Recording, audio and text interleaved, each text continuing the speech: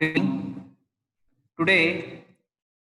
we are going to discuss our next topic from the subject Advanced Surveying. Already, we have completed our first 4 unit, that is plane table survey, then theodolite survey, then tachymetry, and lastly, we were discussing about the curve setting. Okay, now 2 units are remaining from this subject.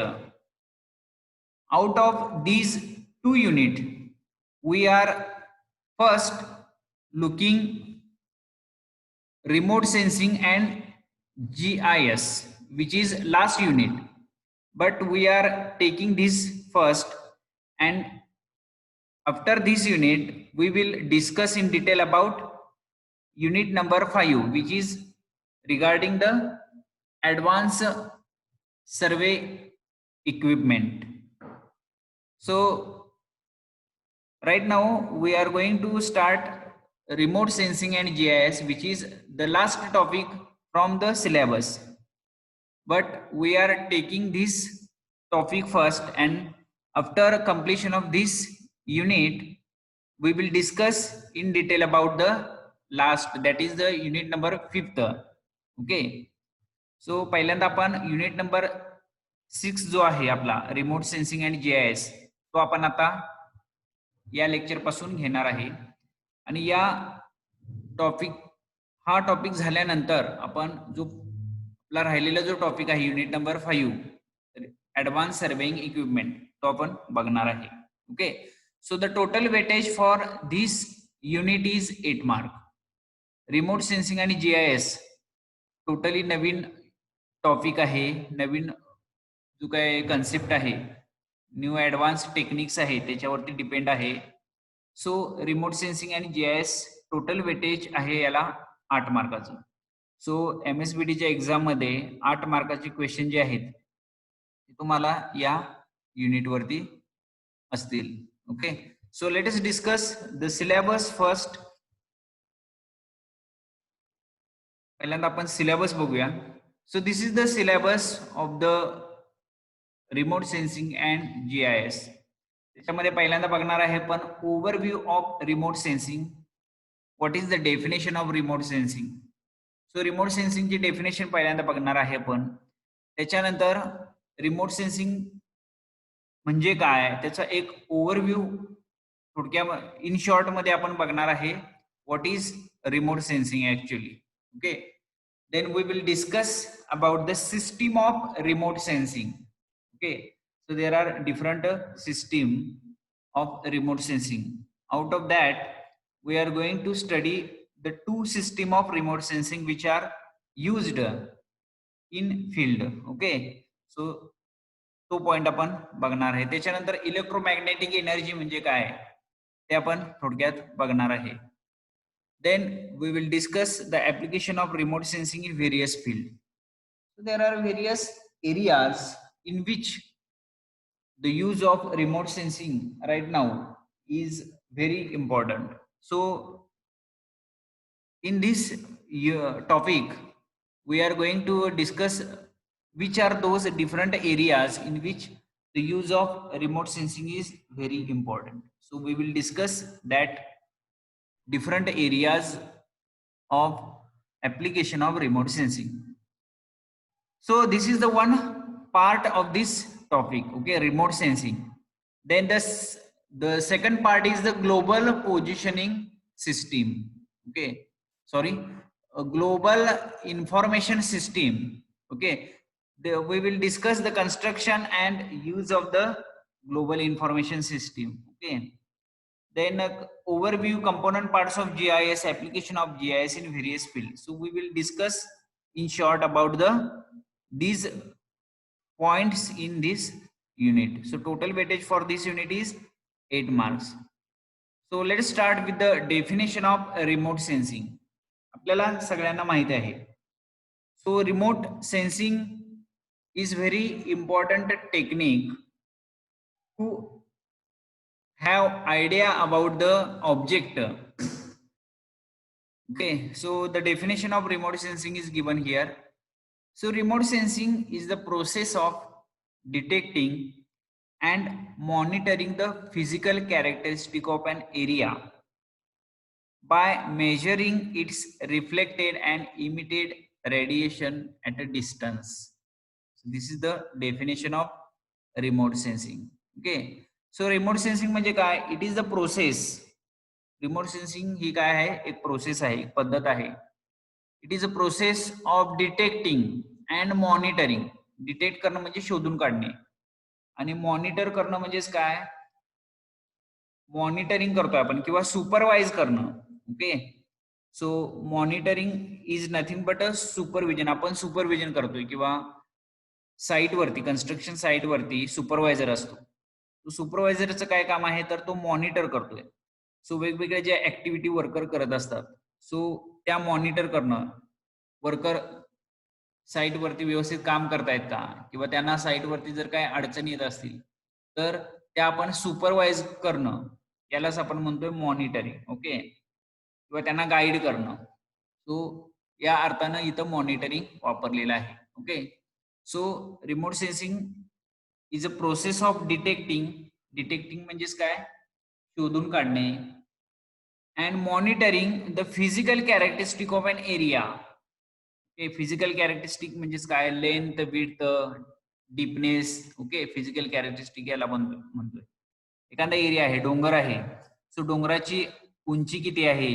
Okay, so वेगवेगळे उंचवटे जे असतात डोंगरावरती, okay, rock surface आहे, so त्याला जे काय depression आणि impression आहेत त्याला आपण म्हणतो physical characteristic. Okay, so remote sensing is nothing but it is a process of detecting and monitoring the physical characteristic of an area.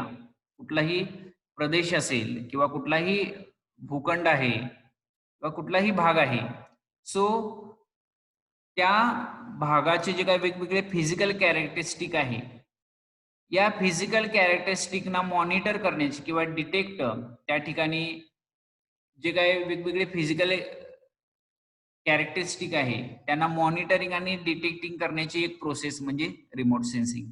Okay, आता रिमोट सेन्सिंग मध्ये काय केलं जात आहे? फिजिकल कॅरेक्टरिस्टिक ह्या फिजिकल कॅरेक्टरिस्टिक वरती आपण काय करतोय? ऍक्सेस करतोय. So we are going to monitor that area by measuring its reflected and emitted radiation at a distance. Okay, so monitoring किंवा डिटेक्टिंग करण्यासाठी फिजिकल कॅरेक्टरिस्टिक जी मेथड वापरलेली आहे ती म्हणजेच काय? रिफ्लेक्टेड आणि इमिटेड रेडिएशन जे आहेत, सूर्यापासून जे काय रेडिएशन, इलेक्ट्रोमॅग्नेटिक एनर्जी, सूर्यापासून जी काय इमिट होणारी जी काय इलेक्ट्रोमॅग्नेटिक एनर्जी आहे ती त्या कुठल्याही ऑब्जेक्ट वरती पडते आणि ऑब्जेक्ट वरती इलेक्ट्रोमॅग्नेटिक एनर्जी पडल्यानंतर त्या ऑब्जेक्टची जी काय कॅरेक्टरिस्टिक आहे, सो ऑब्जेक्टला स्ट्राईक झाल्यानंतर ती जी काय एनर्जी आहे ती काय होते? परत रिफ्लेक्ट होते, परावर्तित होते. ओके, रिफ्लेक्शन म्हणजेच काय? परावर्तित होणे. सो जी काय रिफ्लेक्टेड जे काय रेज आहेत, सो त्या रिफ्लेक्टेड रेज वरून तो जो काय फिजिकल कॅरेक्टरिस्टिक आहे ती आपण मॉनिटर करतोय किंवा डिटेक्ट करतोय आणि ह्या प्रोसेसला म्हणतोय आपण remote sensing. Okay, so the best example of remote sensing is our human I. Okay, आपण डोळ्याने जे काय बघतोय, वेगवेगळे ऑब्जेक्ट आपल्याला दिसत आहेत. ओके, डोळ्यानं ज्या वेळेला आपण बघतोय त्यावेळेला वेगवेगळे ऑब्जेक्ट दिसत आहेत. सो ते ऑब्जेक्ट आपल्याला कशामुळे दिसतात तर it is because of the remote sensing. Remote म्हणजेच काय? लांब राहून. ओके, सो सन पासून, सूर्यापासून जे काय रेडिएशन्स किंवा रेज जे ऑब्जेक्ट वरती पडतात, ते जे रिफ्लेक्टेड रेज आहेत ते आपले जे काही डोळे आहेत ते कॅच करतात आणि त्याच्यामुळे आपल्याला एखादा ऑब्जेक्ट आहे त्याचं आपल्याला ऑब्जेक्टची आपल्याला इंट्युएशन्स किंवा एखादा ऑब्जेक्ट आहे त्याचे आपल्याला नॉलेज किंवा आयडिया आपल्याला येते. Okay, so the human I is the best example of remote sensing. Okay, Now, for carrying out the remote sensing, we need a special camera for collection of remotely sensed image. म्हणजे वेगवेगळे जे काही image आहेत ते capture करण्यासाठी आपल्याकडे काय पाहिजे तर स्पेशल कॅमेरा पाहिजे. ओके, सो आपल्या सगळ्यांना माहित आहे कुठलाही फंक्शन असेल, कॉलेजमध्ये फंक्शन असेल किंवा मोठ्या लेवलचा एखादा फंक्शन असेल तर तो फंक्शनचे फोटोग्राफ स्केच करण्यासाठी आपण ड्रोन वापरतोय. So drone is an example to take the picture, aerial picture. हवेमधून आपल्याला एखाद्या कॅम्पसचे फोटोज किंवा व्हिडिओज शूटिंग करायचं असेल तर ड्रोनचा वापर केला जातोय.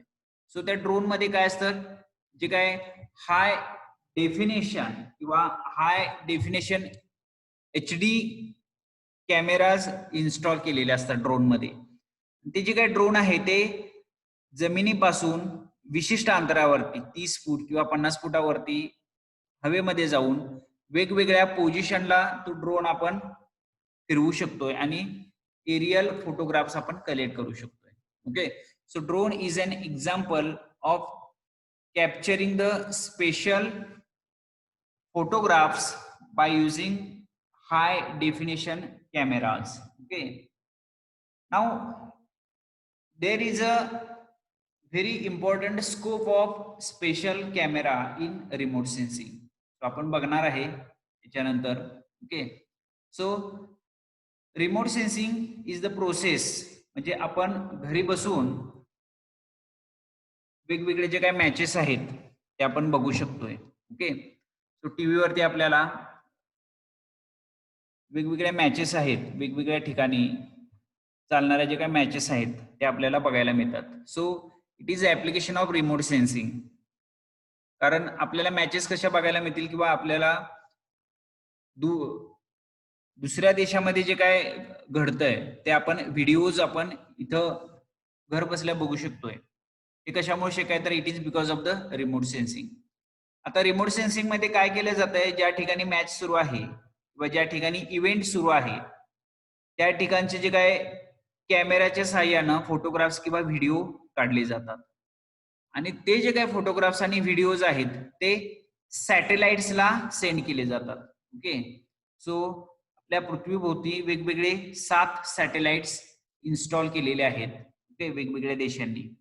सो ते सॅटेलाइट काय करतात, ही जी काही इन्फॉर्मेशन आहे ती कलेक्ट करून ती युजर पर्यंत, म्हणजे जे काही पब्लिक आहे किंवा जे लोक मॅच बघणार आहेत त्यांच्यापर्यंत ही इन्फॉर्मेशन दिली जाते.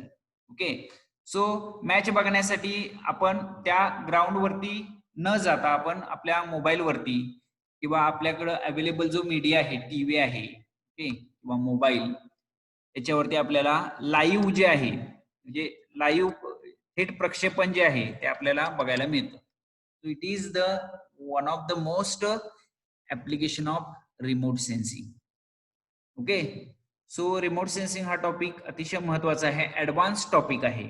Okay, so remote sensing is the process of detecting and monitoring the physical characteristic of an area by measuring it's reflected and emitted radiation. आपल्याला रिमोट सेन्सिंग मध्ये काय करायचं आहे तर जे काय रिफ्लेक्टेड रेज आहेत त्याचं जे काय मेजरमेंट करून रिफ्लेक्टेड रेचा जो काय इफेक्ट आहे त्याच्यावरून आपण जज करू शकतोय की तो ऑब्जेक्ट किंवा त्या ठिकाणचा जो काय ऑब्जेक्टची जी काय कॅरेक्टरिस्टिक आहे, म्हणजे ऑब्जेक्टची हाईट किती असणार आहे किंवा साईज काय असणार आहे, याचं आपण जजमेंट हे फक्त रिफ्लेक्टेड जे रेज आहेत त्या रेज वरून आपण ठरवू शकतो. आता वेगवेगळ्या टेक्निक आहेत.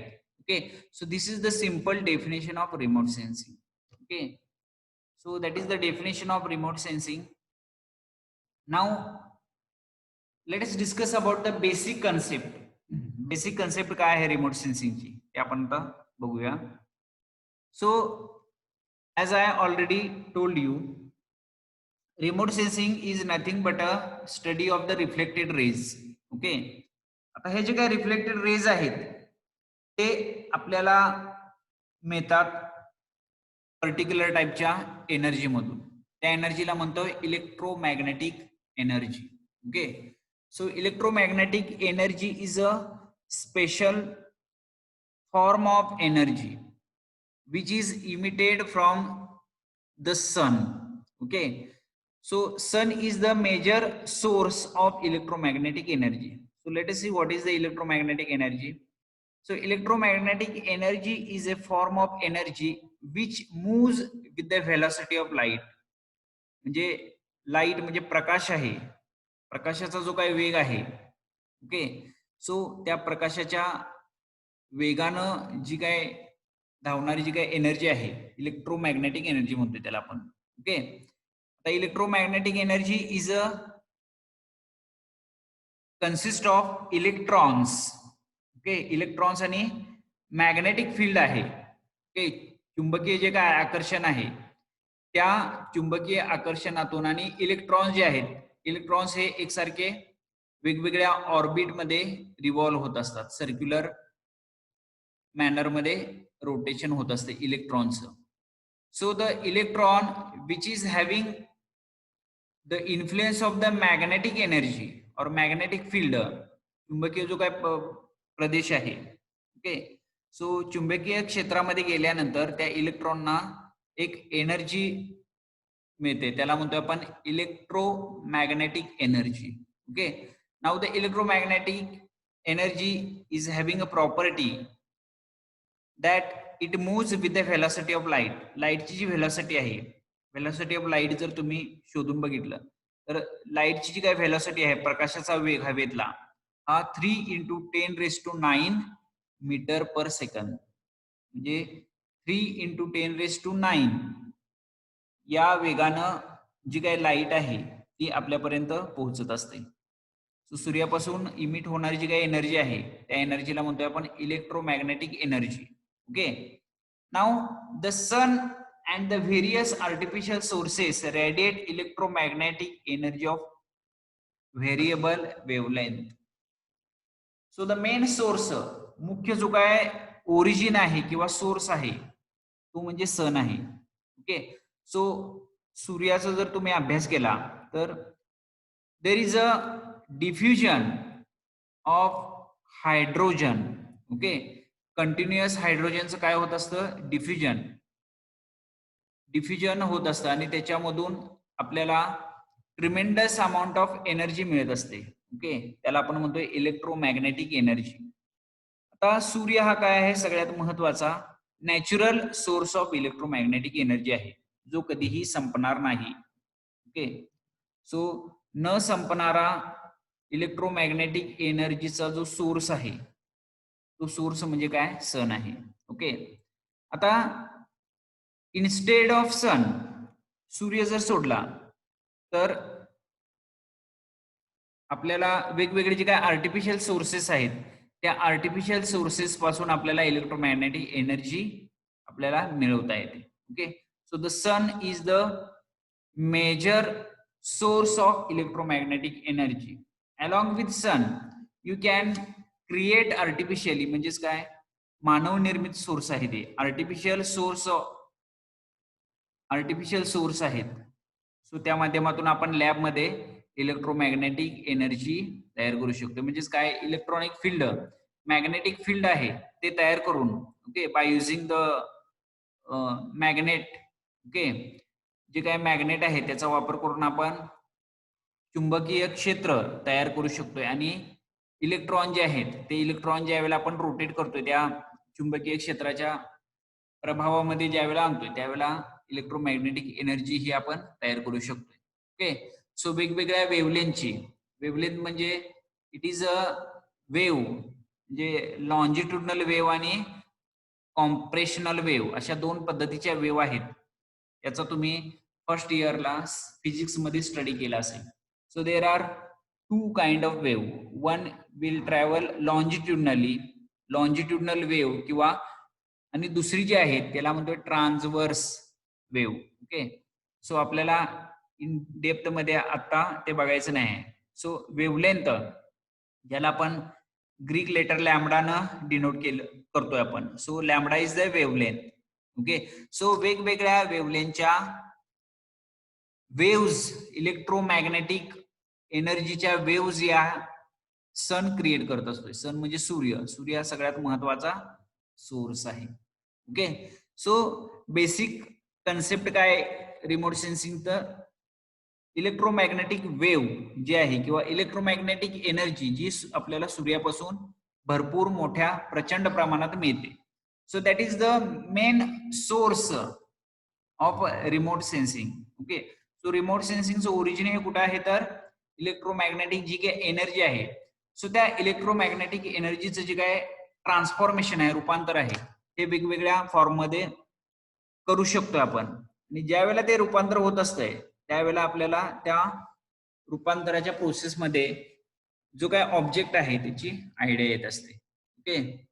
So that is the concept of remote sensing. Now we will see what is the different form of remote sensing or system of remote sensing. So there are basically two major system of remote sensing. So one is the passive system and another one is the active system. Now what is the passive system of remote sensing? Remote sensing जे आहे त्याचे दोन type आहेत. एक आहे ते passive system आहे आणि दुसरं आहे ते ऍक्टिव्ह सिस्टीम आहे. त्याच्या आधीच्या स्लाइडमध्ये मी एक्सप्लेन केलेलं आहे की सूर्य हा इलेक्ट्रोमॅग्नेटिक एनर्जीचा किंवा वेगवेगळे जे काही रेडिएशन्स आहेत त्याचा सगळ्यात महत्वाचा न संपणारा सोर्स आहे. Okay. So if sun is used to get the radiation, then that system is known as a passive system. इथं आपल्याला दिसतंय the system in which sun and earth's material are used as natural source so as to radiate electromagnetic energy of variable wavelength, then that system is called as a passive system. passive system मध्ये इथं दिसतंय तुम्हाला. So sun is the major source from where we get the different form of energy. Out of that, electromagnetic energy is used for remote sensing. Now apart from the sun, we are getting the energy from earth's material, different earth's material. Okay. पृथ्वीवरचे जे वेगवेगळे material आहेत त्याच्यापासून आपल्याला energy मिळू शकते. Okay. So वेगवेगळ्या टाईपचे फ्युएल आहेत किंवा कोल आहे, कोळसा आहे, ओके, किंवा रेडियम आहे, युरेनियम, असे वेगवेगळे जे काय नैसर्गिक मटेरियल आहे, नॅचरल सोर्स आहे, निसर्गामध्ये जे काय मटेरियल आहे त्याच्यापासून आपल्याला ऊर्जा मिळू शकते. Okay. So if sun and earth's material are used as natural source for the radiation of electromagnetic energy, then that system is known as passive. या सिस्टमला काय म्हणलंय, पॅसिव्ह सिस्टीम. म्हणजेच काय, सूर्य हा सगळ्यात महत्वाचा सोर्स आहे. ओके. सो सूर्य आणि पृथ्वीवरचे जे काही नैसर्गिक जे काही पदार्थ आहेत की ज्याच्यापासून आपल्याला रेडिएशन मिळू शकतात, सो ते जर वापरले तर त्या सिस्टीमला म्हणतोय आपण passive system of remote sensing. Okay. So that is the passive system of remote sensing, which is the first type. Passive system ही सगळीकडे वापरली जाते कारण का सूर्य हा भरपूर मोठ्या प्रमाणात आपल्याला एनर्जी किंवा सोलर रेडिएशन जे आहे ते सूर्यापासून आपल्याला भरपूर मोठ्या प्रमाणात आणि कुठल्याही प्रकारचा मोबदला न घेता सूर्य आपल्याला एनर्जी किंवा रेडिएशन देऊ शकतोय. So the passive system is used everywhere because sun will emits the solar radiation free of cost. कुठल्याही प्रकारचे जे काही मोबदला न घेता सूर्य आपल्याला भरपूर मोठ्या प्रमाणात एनर्जी प्रोव्हाइड करू शकतोय. त्याच्यामुळं सगळीकडे आपण पॅसिव्ह सिस्टीम ऑफ रिमोट सेन्सिंगचा वापर होताना आपल्याला दिसून येतो. ओके. सो पॅसिव्ह सिस्टीम मध्ये आपल्याला लक्षात ठेवायचं sun and earth's material are used as natural source for the getting radiation. Electromagnetic जी काही एनर्जी आहे किंवा इलेक्ट्रोमॅग्नेटिक रेडिएशन्स जे आहेत ते मिळवण्यासाठी सूर्य आणि पृथ्वीवरचे जे काही नैसर्गिक मटेरियल आहे त्याचा वापर केला जातोय. त्याच्यामुळे या सिस्टीमला म्हणायचं passive system of remote sensing. Now we will see what is active system. Okay. Now opposite of the passive system is the active system. म्हणजे सूर्य आणि जे काही नैसर्गिक जे काय पदार्थ आहेत, नैसर्गिक जे काय मटेरियल आहे ते सोडून आपण लॅबमध्ये inside lab you can create artificially generated energy source. Okay, so कृत्रिमरित्या आर्टिफिशियल म्हणजेच काय, कृत्रिमरित्या आपण एनर्जी तयार करू शकतोय. ओके, फॉर एक्झाम्पल रडार आहे. सो रडार हे मोठमोठी जी काय कार्गोज असतात किंवा जहाज असतात त्या ठिकाणी आपण रडार सेट करून सोलर रेडिएशन क्रिएट करू शकतोय. ओके, सो त्या सिस्टीमला म्हणायचं passive system of remote sensing. Okay, so sorry active system. Active मध्ये मानव निर्मित जे काय सोर्स आहेत ज्याच्यापासून आपण सोलर रेडिएशन मिळवू शकतोय, सो त्याला म्हणतोय आपण ऍक्टिव्ह सिस्टीम. आता ही जी काय आर्टिफिशियली जनरेटेड एनर्जी सोर्स आहेत ते लिमिटेड आहेत. त्याच्यामुळं देर is a limitation. Okay, so there is a limitation of generation of electromagnetic energy by active system. त्याच्यामुळं लिमिटेड एनर्जी आपल्याला मिळू शकते याच्यातून. ओके, आणि ही जी काय ऍक्टिव्ह सिस्टीम आहे ती काय एक्सपेन्सिव्ह आहे, खर्चिक आहे. सो आपल्याला एनर्जी जर क्रिएट करायची असेल तर आपल्याला जी काही इन्व्हेस्टमेंट आहे किंवा आपला खर्च होऊ शकतोय. त्याच्यामुळे देर is a limitation of creation of the energy artificially. Okay, so active system is rarely used. Okay, ज्या वेळेला सोलर रेडिएशन आपल्याला पुरेशा प्रमाणात मिळत नाहीत, for example during rainy season, पावसाळ्यामध्ये आपल्याला भरपूर प्रमाणात आपल्याला ऊर्जा सूर्याकडून मिळू शकत नाही. Okay, because of the cloudy nature of that area. In that case we are going to utilize the active system. ज्या वेळेला पॅसिव्ह सिस्टीम फेल होते, okay, due to climate change, त्यावेळेला आपण ऍक्टिव्ह सिस्टीम वापरून एनर्जी क्रिएट करू शकतो. Okay, so that is about the system of remote sensing. Okay, so there are basically two system of remote sensing. One is the passive system and another one is the active system. Passive system मध्ये काय केलं जातंय, सूर्य हा सगळ्यात महत्वाचा source आहे. सूर्यापासून आपल्याला इलेक्ट्रोमॅग्नेटिक एनर्जी किंवा इलेक्ट्रोमॅग्नेटिक रेडिएशन आहेत ते आपल्याला भरपूर मोठ्या प्रमाणात फ्री ऑफ कॉस्ट मिळू शकतात. त्याच्यामुळं मॅक्झिमम जे काय रिमोट सेन्सिंगची सिस्टीम आहे ती पॅसिव्ह सिस्टीम असते. आणि ऍक्टिव्ह सिस्टीम म्हणजे काय, की जे काय आपण लॅबमध्ये आर्टिफिशियली एनर्जी तयार करू शकतो. सो ते ज्या सिस्टीम मध्ये तयार करू शकते त्या सिस्टीमला म्हणायचं active system. Okay, so this much is sufficient for today. Today we are discussing the unit number 6, that is remote sensing and GIS. Out of that, today we completed the definition of remote sensing, then basic concept in that electromagnetic energy म्हणजे काय हे आज आपण बघितलं. त्याच्यानंतर system of remote sensing. Okay, so this much is sufficient for today. Now during next lecture we will discuss about the principle and different application of remote sensing. Okay, so we stop here for today. Thank you.